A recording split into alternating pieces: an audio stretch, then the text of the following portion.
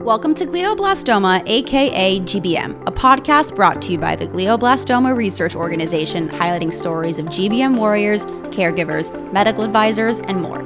Welcome to Season 3 of our podcast, where we delve deep into the world of glioblastoma, also known as GBM. Join us as we navigate the complexities of glioblastoma with expert insights and heartfelt narratives.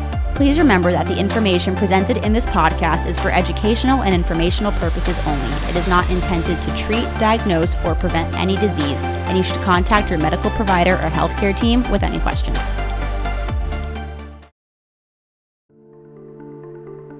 The team at IMVAX is dedicated to delivering new, personalized immunotherapy approaches to improve outcomes for people living with glioblastoma and other solid tumors. IMVAX is currently recruiting for a randomized Phase 2b clinical trial of IGV-001 in newly diagnosed glioblastoma patients. Learn more about this Phase 2b trial at imvax.com or clinicaltrials.gov. IMVAX, advancing a new approach to personalized cancer immunotherapy.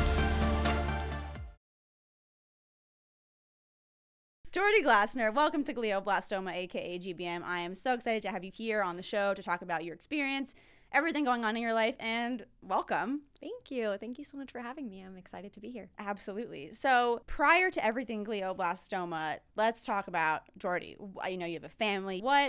What's life like for you? Life is busy. I'm an LA native, so I've lived here my whole life. Haven't really gone very far.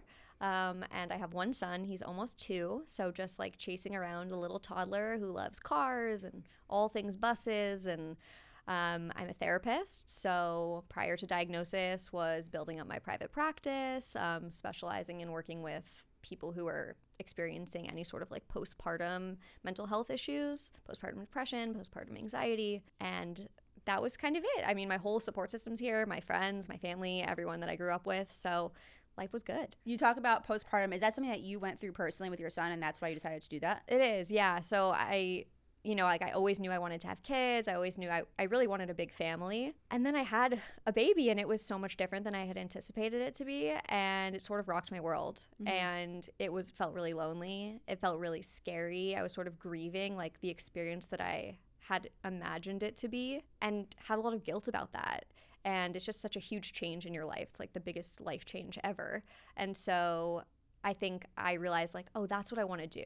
I want to like help other parents that are going through it not feel alone and not feel shame about having an experience that feels different from theirs. What did you imagine it would be versus like what was it? Yeah, so I knew I'd be tired, right? I knew I was going to have more responsibility. I didn't really think about the like collateral damage that it can, the way that it impacts your marriage, the way that it impacts the way that you feel about yourself, right? Like physically, emotionally, mentally, right? I'm a pretty patient person. My patience was being tested, and I was seeing like different sides of myself that I didn't like, mm-hmm. and that kind of scared me. And so thankfully, like I'm a therapist, so I like was able to quickly recognize the signs and like get the right support and resources in place. But I just imagined if I wasn't in that position, what would I have done? Would I have felt comfortable even sharing that openly, right? Like would I have felt comfortable saying, like sometimes I'm wondering if I even made the right choice in becoming a mom, mm-hmm. right? Like scary things to say out loud.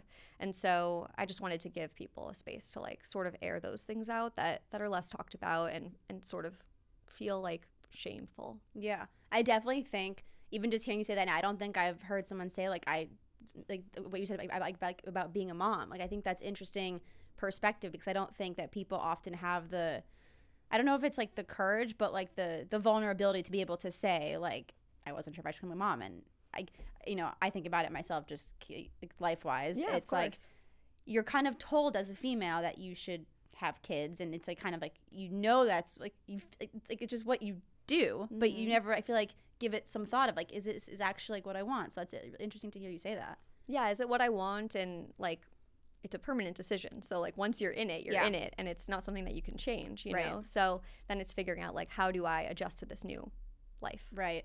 Did you always know you wanted to be a therapist? I did, yeah. Okay. I knew I wanted to be a therapist. I took like a year off after I graduated with my BA in psychology, and I was like, I don't know what I want to do. Gave myself a minute, and then I went back to grad school and got licensed as a marriage and family therapist. What did you do on your year off? I worked at like some executive account firm. Okay. Like I'm trying to remember. It was like a venture capital firm. I was like Okay. an executive assistant. So Okay. like organization kind of stuff, calendars, Nice. things like that. Something very low stakes, low maintenance. Mm-hmm. Yeah. And I guess like moving forward, what is your journey with glioblastoma? Like how, I know it's your 6 months out yesterday, Yep. anniversary with a clean scan. Clean scan, Very so exciting. good news, yeah. But what, I guess, what is the whole journey like for you? Yeah, it was really just honestly felt like a whirlwind.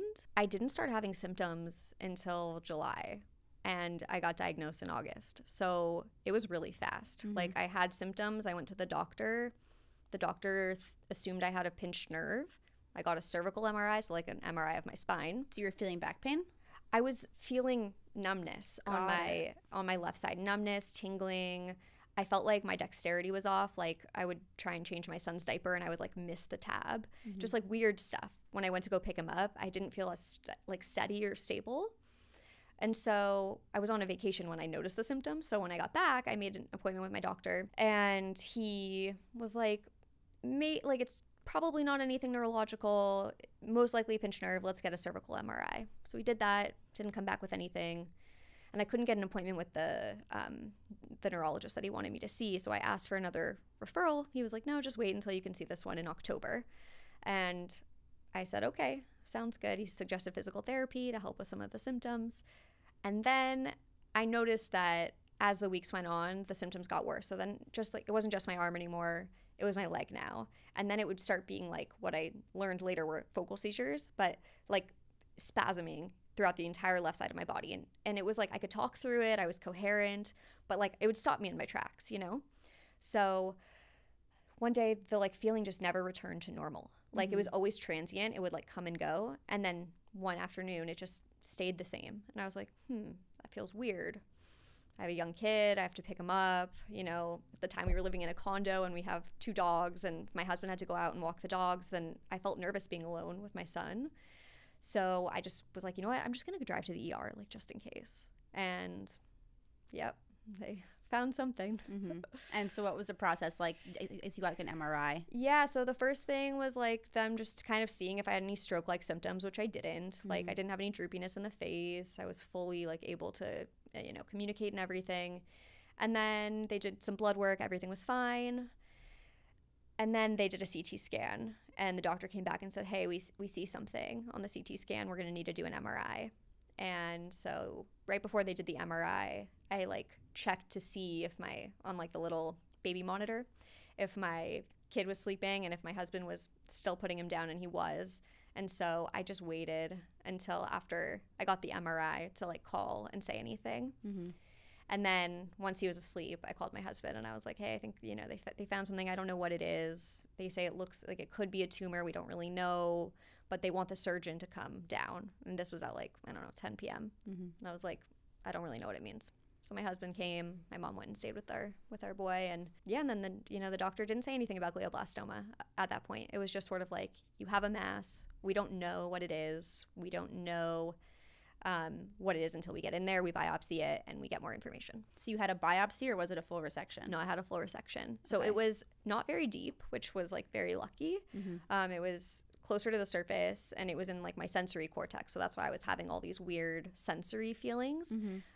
So the risks of the surgery were really just like sensory loss, which is what I'm experiencing now, and then like the potential for like some motor loss, which thankfully didn't happen. They were able to get everything they could see out without touching my motor cortex. So Wow. So it was like successful all the way around. But I mean, from like diagnosed, like from going to the ER to surgery was like, 36 hours Wow. or something. So just like, I didn't even have time to think about it. What was that like for you? It's so funny. Like, have you processed it? Yeah, I think so. But like, I think it was good because I'm someone who previously, before all of this, I would spend a lot of time like worrying. I would think through like every possible outcome. And I think if I had known what was happening and I had gone to a doctor and then they'd said, okay, we see something, we want you to go get an MRI. And then I have to wait for the results. And then it would have just been this like dragged out process. I think mentally I would have struggled like way more. So I was grateful that it was such a like whirlwind experience. But yeah, it was disorienting because all of a sudden, like it was supposed to be my sister-in-law was having a baby shower that weekend. And I was just like, I want you guys to still have the baby shower. And like from my hospital room, I'm like making the games for the baby shower and just like wanting things to like be as normal as possible. So I just really, all I was focused on was just waking up from the surgery and seeing my son because he couldn't come to the hospital. So I obviously didn't know I was going to be staying at a hospital. So I didn't really get to like say bye to him or anything like that. He was 15 months old at the time. So he was like not really aware of things, but also like aware enough that like I wasn't around. So I just wanted to wake up. That was my focus. I was like, I don't really care what happens. I just want to wake up. Were you awake during surgery? Oh, okay. No. So Did you have an option? Okay. No. So I think they weren't quite as worried about it because it wasn't like in my frontal lobe. So it wasn't like cognitive or language processing or anything like that. So it was really like pretty much just in that sensory cortex. And they were basically just going to leave alone. If it was going to hit my motor cortex, they would just have not resected that part. So you mentioned that you still have some sensory symptoms. Like, what is that like? It's so odd. So I have like tingling and what feels like swelling in my limbs, but there's no swelling. It just feels like there's swelling. Okay. So like when I wear a shoe, it feels like my foot is like huge in the shoe. Yeah, but it's not. So like you would never know looking at me. And I have like a tiny bit of decreased sensitivity on like these, like my pinky and ring finger, and same with my toes. But outside of that, like everything feels pretty much normal. Trying to put on a jacket is hard because like usually you don't have to think about it. You just stick your arm back, but I have to really think about where my arm's going, look behind me. Those kinds of things are just like a little bit of extra thinking, but I'm right-handed. So I'm lucky that like it didn't affect my writing. I can drive. Like there are so many things that I'm just grateful for in that sense. And what was it like? I mean, so you had surgery, you woke up, thank God everything is doing well. Like what has life been like since then? I mean, like I know you have incredible family and friend support. You had friends that did was it triathlon? An Ironman, An Ironman. Okay. Let's hear more about that. Yeah. So I have some amazing friends, and they're just like amazing athletes also. And so every year they do some sort of like triathlon or Ironman or something like this. This was actually their first Ironman.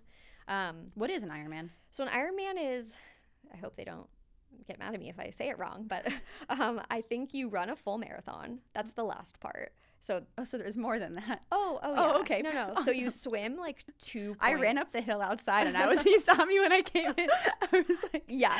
So they trained for like 9 months for this, like super intense. So you basically start with a swim, an open water swim. So they swam in a river, and it was like 2.4 miles, I want to say. Don't quote me. Could be a little bit more, a little less. Then they rode a bike for like 126 miles. And then they ran a marathon. How do people do this? I don't know. And they were like fine after. It was shocking. Were you there? Yeah, I went. I like went on the, like we went to support them. We were there. Like I was tired and I wasn't even participating. I was tired just like walking. I'm tired listening, right? That's like, crazy. It was wild. So yeah, so they were so sweet. They like, we were able to fundraise a bunch of money for UCLA's research department specific for glioblastoma. And so yeah, it was just like amazing support. Such cool support. I was so wild. grateful. What cool friends. But yeah, they all shaved their heads. It was like really special. Yeah. I would love to see pictures of that. And I saw some on your Instagram, but I want to share some with the episode too. For sure. So post like all of that, like what have you been doing since? And like how has your treatment looked? Like how is that incorporated like with your life? Like what are you up to? So I like when you're, you know, working in like a mental health or healthcare field, you obviously have like a caseload of patients, so you need to like offload them. I'm lucky enough that my best friend is a clinical psychologist, and so she like drafted up the email for me and like was able to like coordinate like giving referrals and things to my patients because I wasn't going to be able to see them and I didn't know for how long. So I just sort of sent out a blanket statement saying I probably wasn't going to be back until 2024. And it was super disappointing because I had just like really started building up my practice. I was like seeing between like 6 and 10 patients a week, and my goal was to get to like 15 to 18, and everything was just like sort of taking off, you know? But I knew I wasn't gonna have the capacity for it, and like it's not ethical for me to like not be in the right space and to see patients. So, so started right after I healed up from surgery for about a month, and then I started radiation, 6 weeks of radiation every day. And what was that like? Honestly, it was pretty short. That's what I was surprised about. Like they make this mask. If you're claustrophobic, I think it would be really hard because you have to like lay really still and there's this mask over your face. But mainly I was just tired, fatigued, but felt like productive because I was doing something to like actively fight against this. And then at the same time, I was also taking chemo like orally every single day. So at the end of those 6 weeks, you take a break. And then my plan was to start a clinical trial at UCLA. And so that was the original plan. Sometimes plans don't work out. And so now instead I'm doing maintenance chemo. So I'm on starting my 4th round next week. So 4 months. And I'll do at least 6, if not more. And then I'm wearing the Ep.2 device. How does it make you feel like while on chemo? Do you notice any like differences in your body? Just tired. I mean, I take like an anti-nausea med preventatively. So I haven't really experienced too much nausea, but really just tired. And just like if anyone has a toddler, they're tired always. So I'm just extra tired. So sometimes like I wouldn't typically be someone who like takes naps, but having to nap, you know, like especially days like 5 through 8 of the cycle, I feel pretty tired. How do you feel like being a therapist has maybe impacted this journey for you? Yeah, it's a great question.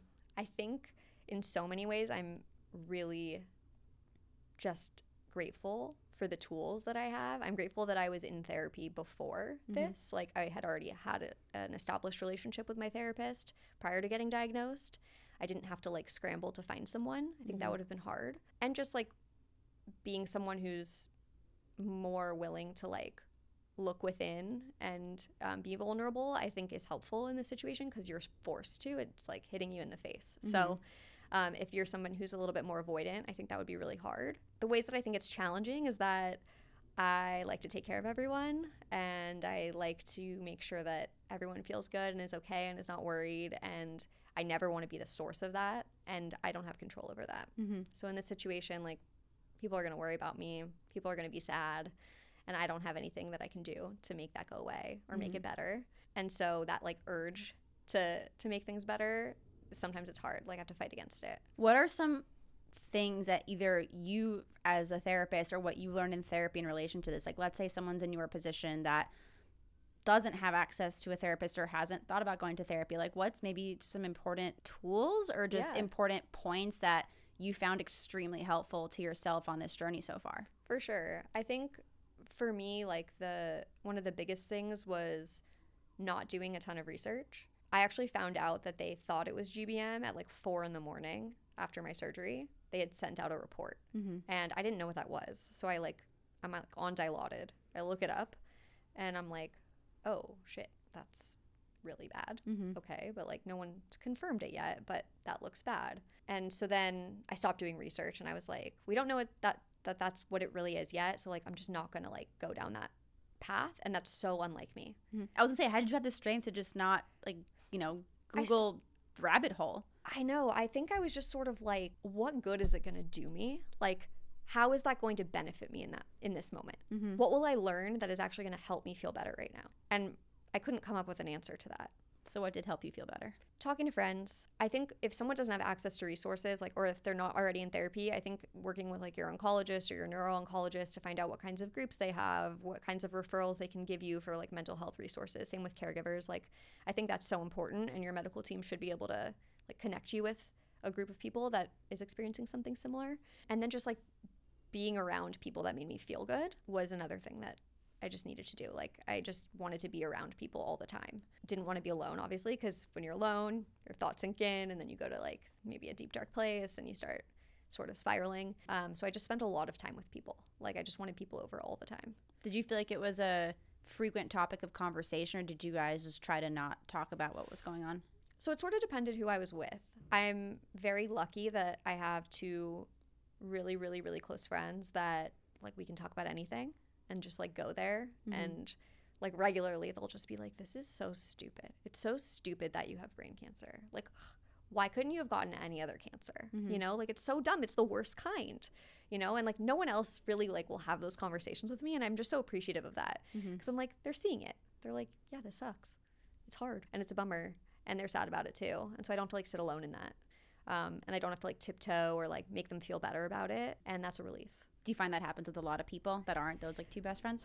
Yeah, I mean, I think it's like a protective thing. So it's like you know, like with my own family members, it's like I want to protect them from the like brutality of this, and they want to protect me from seeing them upset about the brutality of this. And so I think sometimes that means that there isn't as much vulnerability, and that's just part of it. It doesn't mean it has to be that way forever, but I think that's common. That sometimes the relationships like shift because you just don't want to like look at that really hard stuff. Do you wish that there was more vulnerability in those relationships? Sometimes. I think it depends. I think it's protective for me and it's protective for them. And so, like I mentioned before, right, like I'm someone who wants to make sure that people feel good and they aren't hurting. And, you know, I've been doing my own work and figuring out that like, that's not up to me, right? Like people are going to feel how they're going to feel. And I just sort of have to like let that be. And so like letting go of control in that sense has been really challenging for me, but I'm trying. What are some things that you think about day to day in regards to everything going on? Like, do you try to like push it out of your mind? Like, I know like a lot of therapists will say like sometimes like anxiety, for example, like you think of it as like a cloud that's passing and like you acknowledge it and it kind of like you let it flow, right? But like, how does that work for you? Yeah. So I'm in that camp of like, I don't think pushing it away is helpful. I think anxiety can be useful. Like it can create motivation and be productive. So like in some ways, like thinking about, oh, my life might be shorter than I originally thought it would be, although none of us know, you know, how long we have. But that sort of gives me motivation to like get things in order with my family, like make sure my husband and I are having important conversations about the future, right? Like what we want for our son and parenting styles and schools and, you know, we like set up, you know, our will and all those kinds of things that I don't think we would have really been doing. And it's forced us to have really vulnerable, deep conversations that I don't think we would have maybe had this not happened, but I think are really meaningful and useful, even if you're not going through something like this. Just to know where your partner sort of stands on things and to not have a lot of unanswered questions. Like, I can't prepare everything, but like there are certain things that we can do.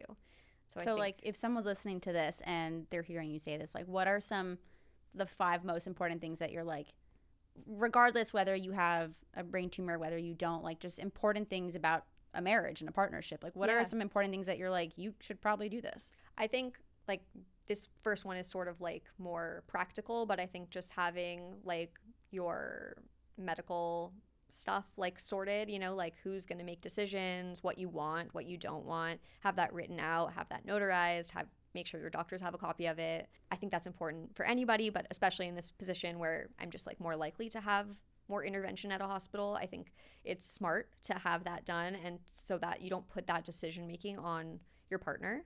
I wouldn't want that for myself on the other, if the roles were reversed, and I want to like own that responsibility. What else is important? I think if you have children, figuring out like how you want to be remembered.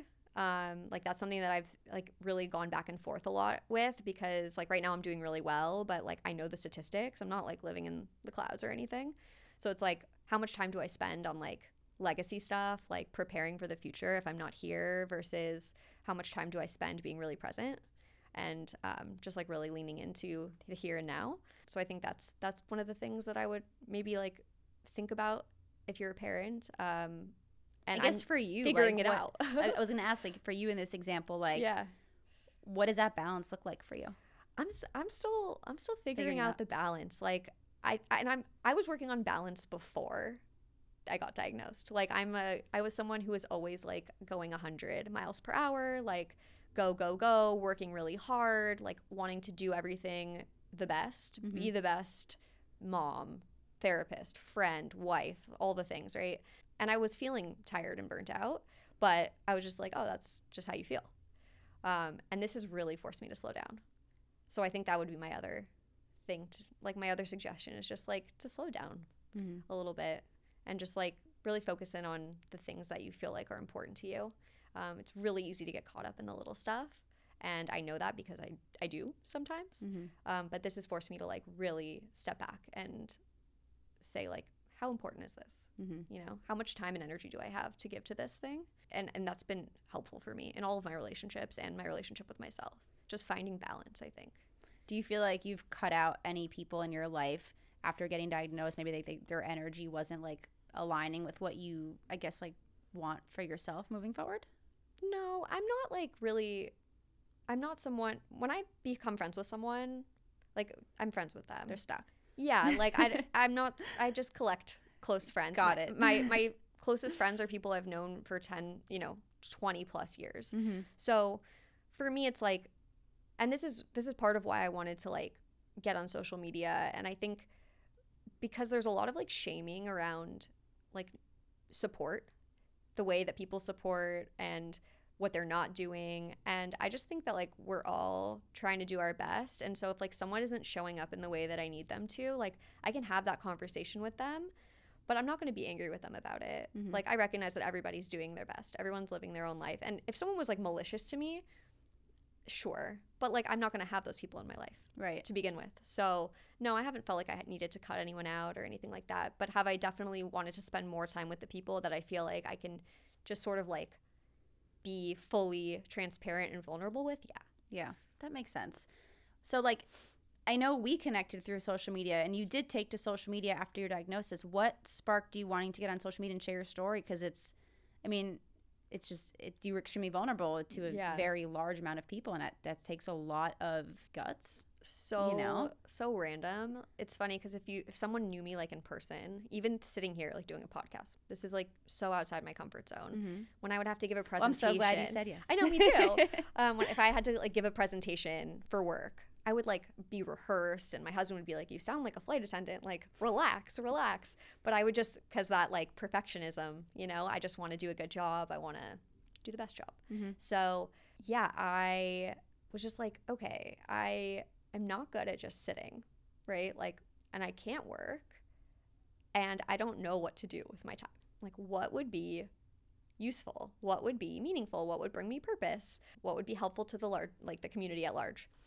And so I like had this idea, and then I follow this one creator. I'm going to do shout out to Lucy Fink, but I follow Lucy Fink, and she posted about how she does like one-on-one coaching sessions with people. And so I said to my husband, like, hey, what do you think about this idea? Is this like insane? He's like, no, I think that's a great idea. And so I have a mutual friend with Lucy. And so we got connected, and I met with her, and she just like inspired me and gave me some like really good feedback, and was just like, just record stuff and just start posting it and see what happens and see how you feel. And that's what I did. Did you feel good? I did, yeah. I mean, it was shocking, like the amount of people that saw the video. I was not anticipating that. I'm like, oh, my like circle's pretty small. Like, was not anticipating that. And then I would feel nervous when I'd post, because I'm like, oh my God, I just like put this thing out there, and like people are like listening to my voice and seeing my face, and just made me nervous. But the response that I got was so positive. And not from people that I know, actually. It's like really the connections I've made with people I don't know, who have messaged me and just been like, hey, like I got an inconclusive scan today, and I was feeling really worried, and I was going down a rabbit hole, and then I saw your video, and it made me realize that like this could just mean more treatment options.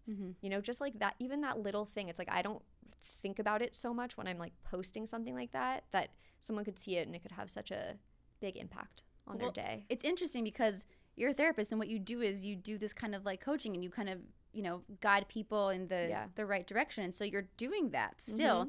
You're not currently seeing one-on-one patients. I am actually. Amazing. I started once I was done with treatment and I was feeling better, I've only seen the clients that have reached out and been like, hey, are you seeing people again? And I'm like, yeah, I am.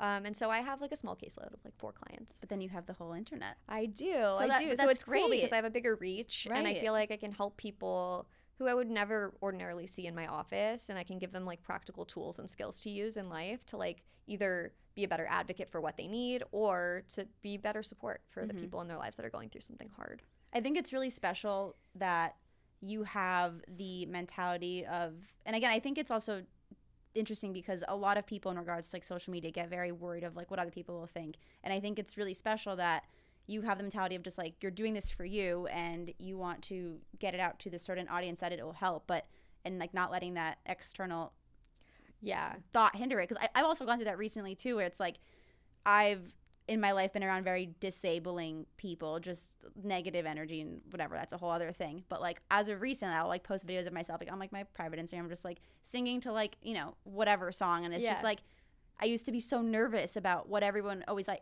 Honestly, even the podcast. I was dating someone at the time, and I was like, I'm gonna start a podcast like for the nonprofit, and he was like, that's a bad idea. And I was like, I'm gonna do it anyways. And here we are today, 3 years later. So it's like, and I'm so happy you're here. And it's just like, it's cool that, you know, not letting the negative external, just like doing your thing, and it gets you, you know, it just helps you be on like the right path, I feel like. Totally. And just like not letting the fear of doing something is so outside of my comfort zone, like something I never would have done this had I not gotten sick ever. A podcast?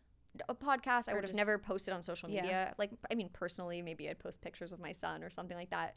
But that was not like something that I was interested in or pursuing or ever thought about doing. I like being a therapist because I'm sitting one-on-one having conversations that are intimate with people. You know, like it's very comfortable for me. And so, yeah, I think one of the like blessings of this is that it's just sort of made me say like, okay, it's scary and so what? Yeah. You know? Definitely. And do it anyways, you know? I love that. What do you have to lose? So, next segment, I think that we should celebrate your 6-month. I love it. Yesterday, Jordy posted on Instagram, I guess, and TikTok, that she had received a clear scan for 6 months, and that she went to. So there's like this thing that's like Swedish candy TikTok. It is. I'm also on Swedish candy TikTok. And it's I see this one girl always eating the little bubs. Yes. Yeah. So I saw your video. I was like, okay, I'm in LA today. I have to go grab candy. I'm like, we're gonna go on the podcast and we're gonna do candy and we're gonna continue, but we're gonna have candy. I love it. Honestly, Soccer Bit should sponsor the podcast. They should. If you're listening to this, please sponsor us. There's a huge selection. I'm very excited. There's not of the chocolate, but there's like the sour and non-sour. Okay. The sour is the sour is the best one. What's your I'm excited. go-to? I haven't tried this one, so that's the passion fruit. I'll also try that with you. I've been dying to try that, but I'm actually so excited. Best day ever. Okay. Wait. Oh, it's sour. But it's so good. The texture. The texture is so wild. Right? And they like make it without like it's so appealing. Corn syrup and like the flavors are all natural. I don't even know if we can. I don't know what camera's filming. We got 1, 2, 3. We got multiple cameras. What's your favorite thing about being a therapist? I think just like, I don't know, I had this moment when I was in school and I was getting my hours where I was seeing this man, and he was actually court mandated to therapy. It was like through the Department of Child and Family Services. There had been some like physical abuse, and so I was seeing the father. And he shared a story with me about how basically like sort of his upbringing and his trauma and stuff. And I just stopped, you know, after he was done sharing, and I said, what was it like for you to share that, you know, with me? And he said, you're the first person I've ever told. Wow. And that was like such a powerful moment for me of being like, wow, you know, like this really makes a difference. Like these little interactions and just creating this safe space in this room makes people feel like, okay, I can go out there and like be vulnerable in my other relationships, you know? And like my feeling and my job as a therapist, I think, is to like teach people skills and help them build a meaningful relationship in the room with me, and then like go out there and do that in life, right? Like find those people, and it shows them that it's possible, and they can take with them everything they've learned. And it doesn't mean you can't come back to therapy in the end, but I want them to like be able to do it for themselves. And so I think that moment was just like really empowering. That's so special. Therapy's awesome. I was in therapy like on and off throughout my life, and it's always just like to have that safe space, I feel like is so important. And I feel like if you are someone that is not able to find a therapist, whether it's financially, there's all these like different apps and technologies that are able to help you route to the right place now. And, you know, even like support groups, I think are for sure such a great space too. I agree. Yeah. There's like so many options now. And I feel like now there's also a lot of like good insurance options. Like, so therapists can like, there's something called Alma. So if you go to like alma.com or whatever, there's a few different places where you can go and you can find in-network therapists, like just lists of them. And that used to be like kind of challenging to do. You'd have to like go on your insurance website, and then maybe you'd have to talk to someone and get a list and whatever. So now I feel like there's just more access to like affordable mental health care, which is really exciting. That's amazing. Yeah.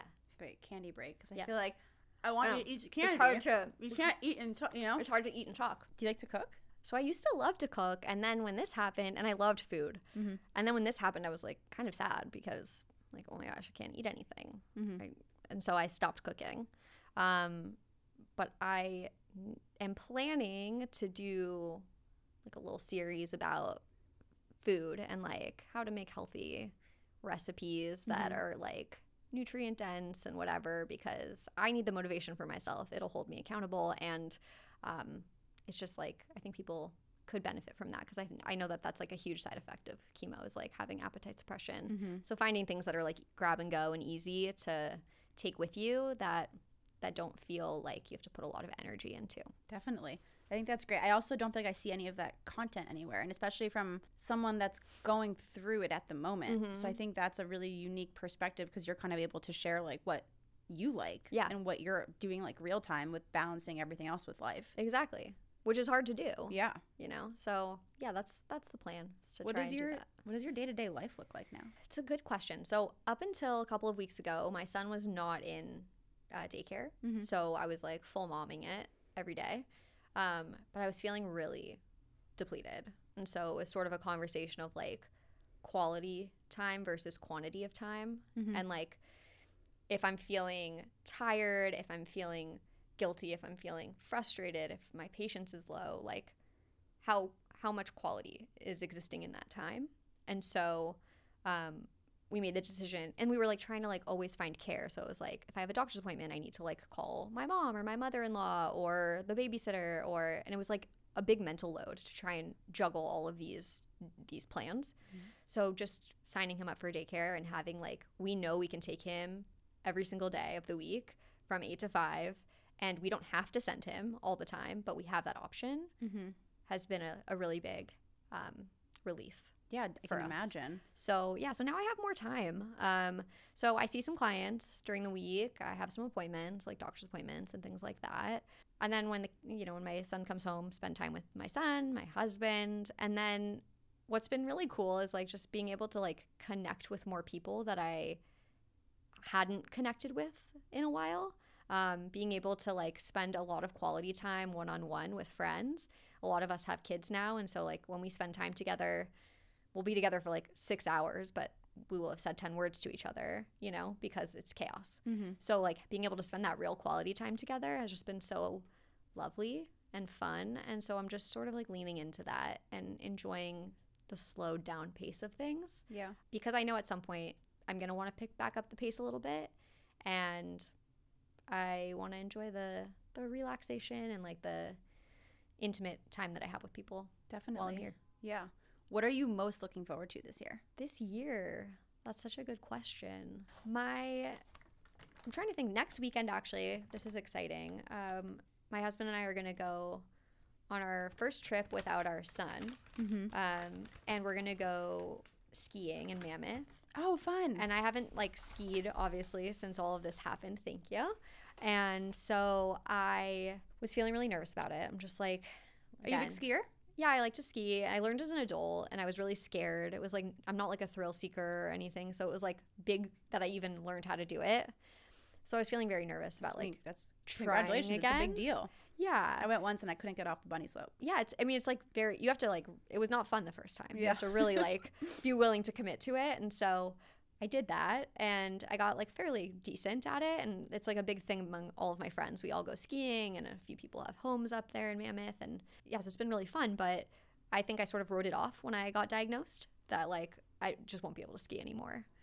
And then like with the Ep.2, I like knew that was going to be even more challenging. And then my husband was like, a group of friends invited us to go, like, do you want to go? And I'm just like, you know what, let's just go and like give it a shot. It's much easier to just say like, no, I can't do that anymore, and like not have to find out.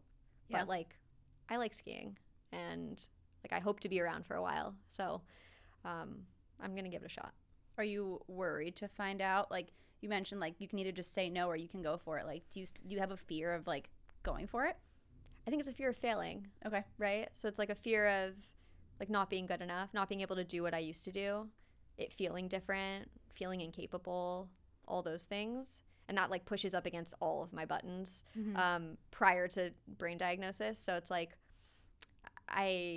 but like it's worth it to do it because it's something that I like doing. And it's something that I know I want my son to learn how to do. And it's something that we do with our friends. And so again, it's sort of just like that, what do I have to lose mentality? Yeah, definitely. And I just didn't have that before. I was like a more cautious person, and I'm still cautious in like the safe ways, but I think I'm pushing myself in the ways that are like emotionally uncomfortable. Well, I'm definitely excited to see videos of you rocking the slopes. Let's hope. Also making the food videos, killing it with the Food Network over there at the Glassner household. The gummy worms are good. They are, I know. I haven't had these tried yesterday. Oh, you did? Okay. They were my husband's favorite. Okay. Well, now you have a bunch to bring back to him. Thank you. You're so sweet. But yeah, I mean, I'm so grateful to have had you on the show, and I think people hearing about you and about what you're going through and your story and perspective is just super helpful and inspiring to anyone that may be going through this as well. Thank you so much. It's such a pleasure to meet you. I'm so glad we made it. And me too. Thank you. And I just wanted to ask you like how you decided to sort of start this podcast space. I always like doing things that people aren't. And I found that it was 3 years into running the organization, and I was like, there's literally like statistically, there's like 1.5 million podcasts in existence. Yeah. And none of them are about brain cancer. I'm like, we should do one. Yeah. So also the reason I started the nonprofit is because when my dad was, he had just passed away, and like it was 6 months later, I reached out to 2 other organizations that were in existence at the time, and I was like, can I work for you, volunteer for free, do something? And no one got back to me. I was like, well, I want to start my own. So I literally Googled like how to start a nonprofit. Wow. And didn't expect it to be a thing. But it was also just like, again, the podcast came from like no one's doing it, like we should do it. And a lot of the efforts that we do in the organization is to create resources for people, no matter what they're going through, whether it's someone that is currently dealing with a diagnosis, someone that's a caregiver, someone that was a caregiver, someone that's a family friend or a loved one, like a medical researcher, whatever it is. Like I just want to be able to create a place for people to have a community in an area and topic that is not the most pleasant. Yeah. And to be able to create some kind of like comfortable, informative space that people can feel like seen, heard, and just like be like, you don't feel like alone. Yeah. Well, what I can tell you, you did that for my best friend, because when I got diagnosed, she is like a researcher, and she just started looking up all sorts of things, and she found your podcast, and she listened to a bunch of episodes, and it was really like helpful to her just to like gather that information. So you did that for one person. Thank you. Yeah. Just honestly, even like helping one person is like, you don't realize it. And I think also for you as well, like I'm super inspired by your videos. Like I think when you're in the middle of creating something, like you do it for yourself, and then you realize like, oh my God, it can help so many people. Yeah. So just what you're doing, I mean, like, again, I'm not in your position, but knowing the community that we have, like on behalf of everyone, like you are making a difference in so many people's lives, and it takes a lot of vulnerability to be able to share the way you do. And I am so grateful that we got to do this. Me too. And I think it'll help a lot of people. Me too. Thanks for everything you do. Thank you. Thank you for tuning in to another episode of Glioblastoma AKA GBM. To learn more about the Glioblastoma Research Organization, you can visit us online at gbmresearch.org, on Instagram or Facebook at Glioblastoma Research, on Twitter at glioblastoma.org, or on LinkedIn as Glioblastoma Research Organization. To start your own fundraiser, to donate, or to learn how to get more involved with the organization, please email us at contact@gbmresearch.org, and we'll see you on the next episode of Glioblastoma AKA GBM.